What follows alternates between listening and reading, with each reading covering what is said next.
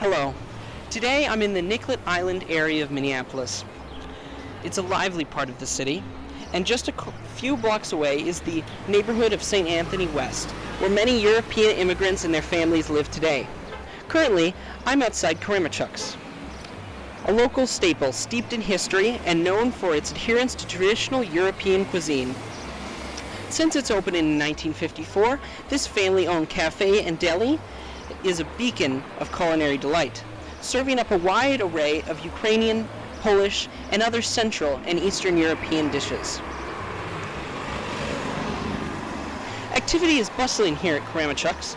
The lunch rush is well underway, and they are hard at work inside, serving foods not commonly found here in Minneapolis.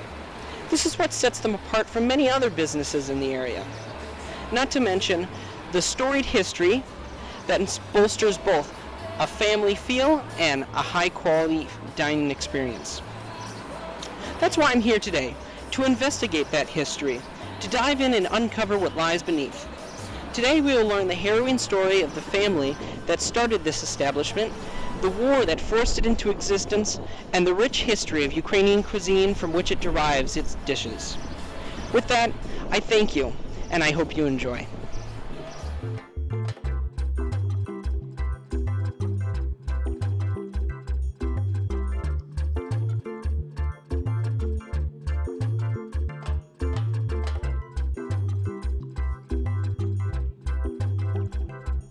Although Kramarczuk's is Ukrainian in name and culture, it also serves food from across Europe, including Polish, Italian, Swiss, Hungarian, Czech, and other Central and Eastern European countries. This, along with its combination deli and cafeteria-style diner, makes the perfect one-stop shop for a European lunch, shopping for the week's groceries, or just a treat for dessert. No matter what you choose, you know you're getting high-quality, house-made goods enriched by years of family tradition. As for the Ukrainian aspect, the three most common kinds of Ukrainian food, all of which are thoroughly represented here at Kramarczuk's, are sausages, pierogies, as in dumplings, and borscht. These three archetypal foods branch off into hundreds of combinations of flavors, courses, and preparation styles, but can all be found on any Ukrainian dinner table. They are all versatile and intended to be hearty for the long Ukrainian winters and harvest season.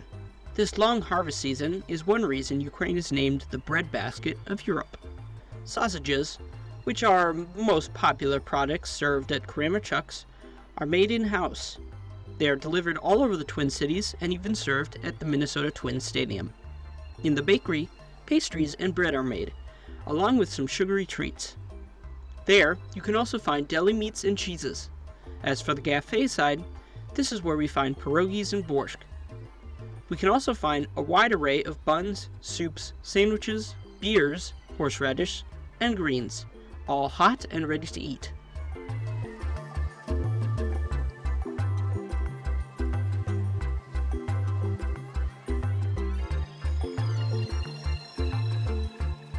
Kramarczuk's has been in operation for 70 years, since its establishment in 1954 by the Kramarczuk family, specifically started by Weissel and Anna Kramarczuk. They immigrated to America in the late 1940s, fleeing the war and seeking better prospects to pursue the American dream. After making the move from New Orleans to Minneapolis to be closer to family, they dove into business opportunities. Anna born with a knack for business, was eager to make her mark in America, and despite a few bumps in the road, they were eventually able to buy a butcher shop and turn it into their own restaurant. From that day on, it has grown and evolved while still holding on to its cozy vibe and inviting atmosphere, welcoming all who love good food and good company.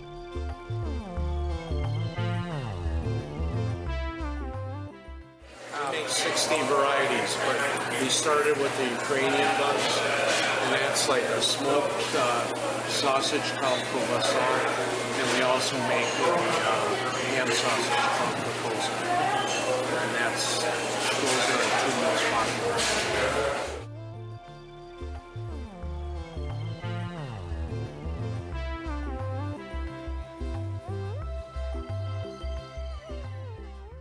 My name is Kramarczuk, and I'm the son of Anna and Wasso Kramarczuk, who founded this business in 1954. It's an institution in the Twin Cities where all the people of Eastern European descent get all their traditional food. For the holidays, for special events, just for everyday, living. In Ukrainian, it's pronounced Kramarczuk, but in English, it's called Kramarczuk. All right. So we've sort of changed the letters so it's easier for people to pronounce. After her death at the age of 81, Anne passed the business on to her son, Orest, who eventually took over and has been running it to this day, even after his retirement. He has been kind enough to retell the story of how his mother fled the war and came to start her business here in the U.S. So my mother's family had 1 hour to make the decision whether to flee their village. So the Russian army was advancing and the Germans were retreating, and they were stuck in the middle. They made their way from Ukraine through Czechoslovakia and Hungary to Vienna. In Vienna, my mother's family worked in a factory making bricks, and one night the planes were carpet bombing Austria, and a bomb came through the chimney of the factory and killed them.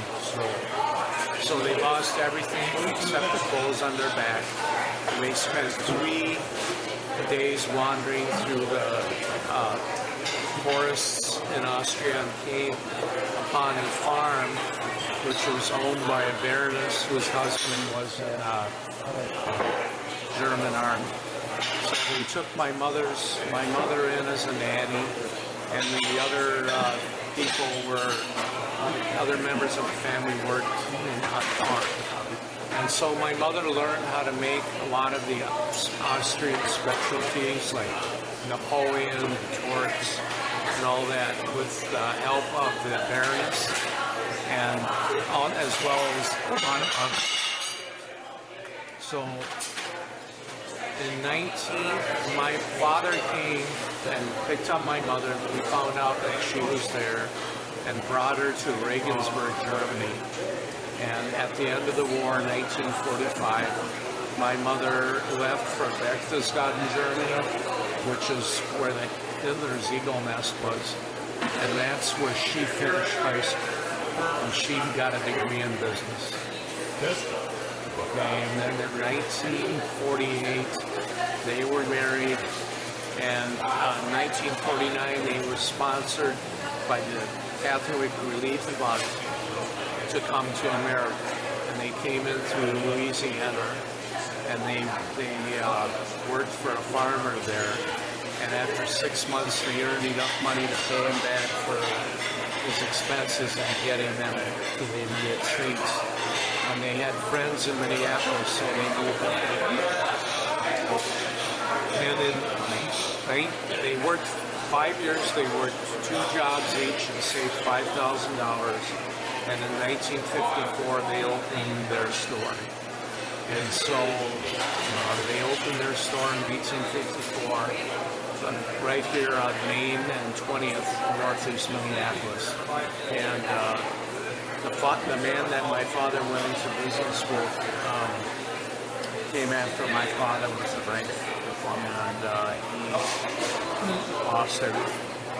So they lived here in northeast Minneapolis, and my father wandered up and down East 7th Avenue, which was a thriving community business district, and convinced a gentleman who owned the oldest butcher shop in Minneapolis, called Central Provision, to sell him his business for $700.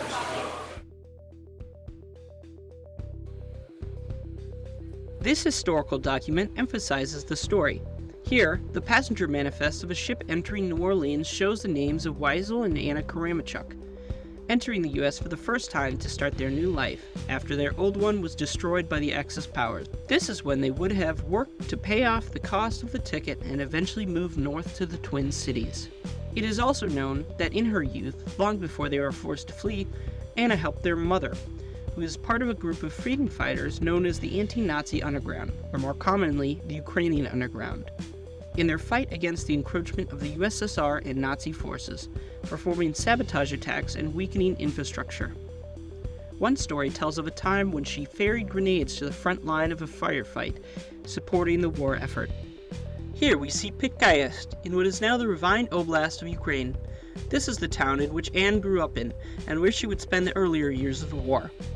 Zooming out, we can see the trek she would have had to make as a young lady. Likely, it was mostly on foot, and thoroughly dangerous, traveling from her home into Slovakia, to Austria, and then on to Germany, and later getting on a passenger ship and arriving in the United States. This is truly an amazing story of an incredible person, and with that, there is no doubt that she would start such an amazing, strong, and resilient business. This long struggle made the Kramarczuk family who they are today, and it is these events that birthed the opening of a family-owned restaurant that has endured almost 100 years of struggle to become a well-known, respected, and deeply ingrained part of the community. And what a truly fitting community the neighborhood of St. Anthony West is. It reflects the story, where the streets are named after the presidents to better hope those same immigrants pass their naturalization tests and become U.S. citizens, some of whom, in the modern day as refugees of the Ukraine-Russian War, live in this area and work at Kramarczuk's, where they make money while still learning English and American culture. My name is Maria. Maria. Yeah,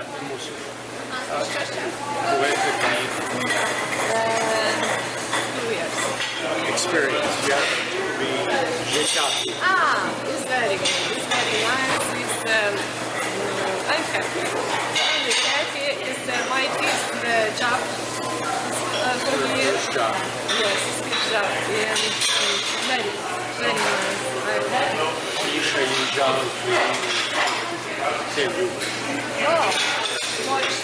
Horse. Yes. Yes.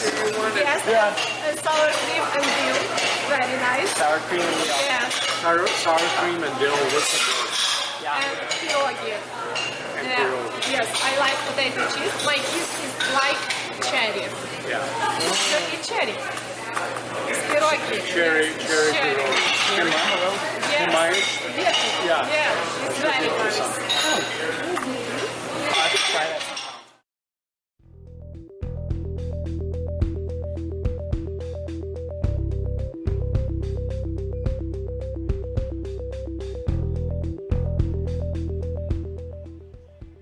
The war shaped modern-day Europe to an unimaginable degree, and to fully understand the weight of the situation with Anna survived, we must examine the context of the war and its effects on Ukraine and its people. In June of 1941, the Nazis advanced on the Soviet Red Army in Operation Barbarossa, breaking through the Red Line into Ukraine.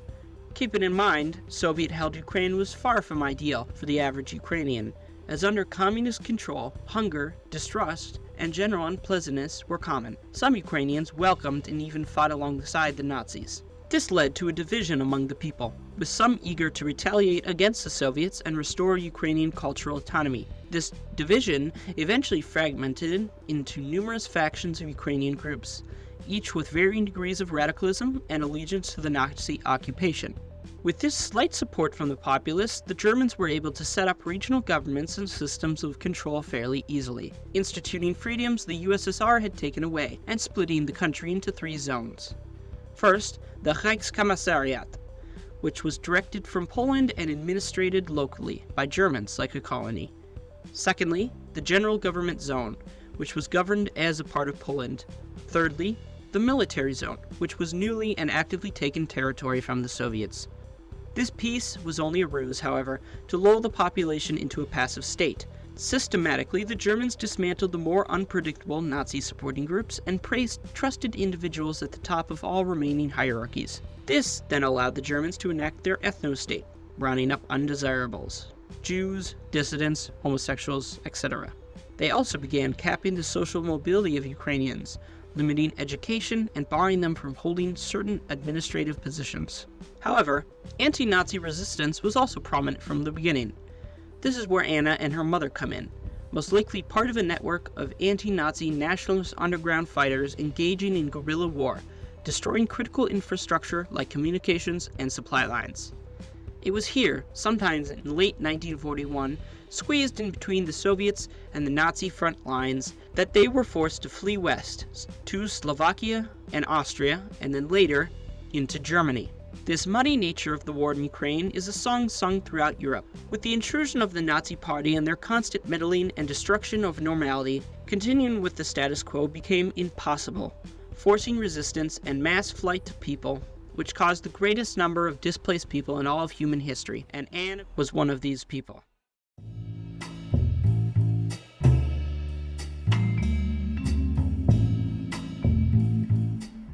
Ukrainian food is commonly seen as bland, but in reality it is just as rich as the culture that inspires it. Many dishes are boiled, mashed, sausaged, or stuffed, as is true for many other Eastern European cultures. Ukraine is known today for its abundance of wheat, owing to its flat, temperate, and weather-stable expanse, well suited for raising livestock, as well as some kinds of corn, sunflowers, potatoes, beets, and even grapes in the south, among countless other crops, giving it a uniquely diverse range of cooking possibilities. With this wide range of food sources, the economy becomes more reliable and less susceptible to monocrop failure due to disease. However, this food stability comes at a cost. They are always a target for invasion. With access to the sea through warm water and vast river systems, they are truly a strategic boon, only hampered by the lack of natural obstacles like mountains or canyons, but this also makes it much easier for an invading army to take over, which is exactly what the Nazis did. One staple food is Ukrainian borscht, commonly served with bread. The dish can be broken down into three main classes and many subclasses. The three main types are red, green, and cold. Red borscht typically has a base that colors it red, such as beets and carrots, along with other ingredients, and it's often cooked with meat, or just meat broth, commonly pork or poultry, especially on special occasions. Green borscht has a creamier base with dairy and leafy greens, along with lots of herbs. Similarly, meat is rarely incorporated, except for special occasions. Finally, the third version, cold borscht, is the most commonly served today. It is much like red borscht, but incorporates modern ingredients, like tomatoes in place of beetroot, and of course is served cold. Represented on the Kramarczuk's menu besides borscht are sausages, sauerkraut, and dumplings. To think about Polish and Ukrainian food, we must always consider sauerkraut. It is a base ingredient, a side dish, or even a whole meal sometimes. Its wide range of uses, along with its lengthy shelf life, makes it the perfect food even in the dead winter. Another dish, common to the table, is various kinds of dumplings. Dumplings can be made from any kind of working dough and any kind of filling, sometimes meat, cheese, potato, vegetables, or broth, anything that was available.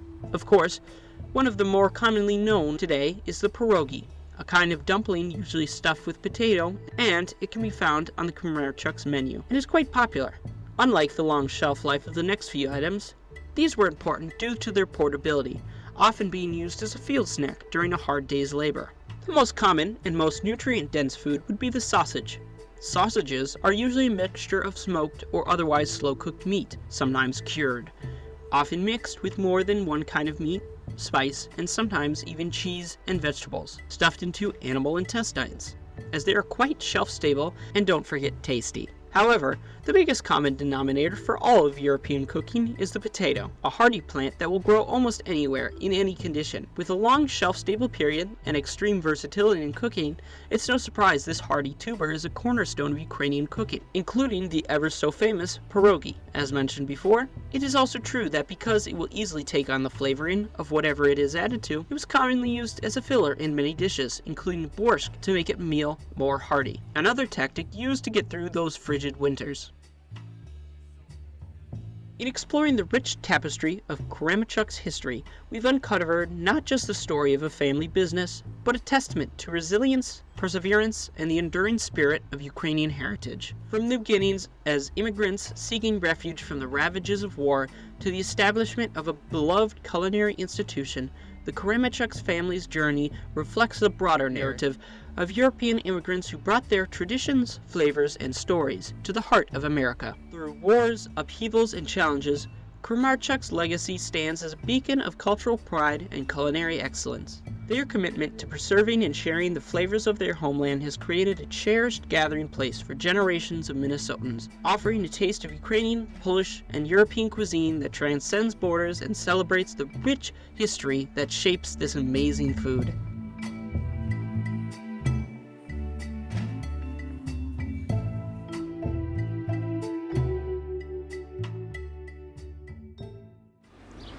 As we reflect on the remarkable journey of the Kramarczuk family, we are reminded of the power of food to nourish us, connect us, and keep alive the stories of those who came before us.